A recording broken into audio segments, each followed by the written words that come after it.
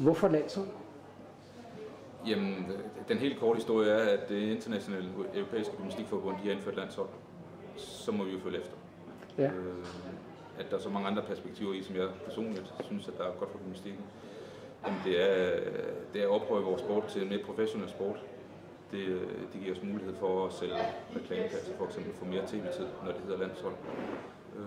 Det gør også, at vi kan komme længere ud i klubberne med de enkelte gymnaster, i stedet for at det kun er ganske få gymnaster, som kommer til det. Eller selvom det er ganske kun få klubber, der kommer til internationalt mesterskab, så er der mange klubber, der kan få enkelte gymnaster ud og få dygtiggøre, som de kan trække viden tilbage. Var det noget, man kunne fornemme med udtalelsen, at der dukkede nogle gymnaster op, som ikke lige?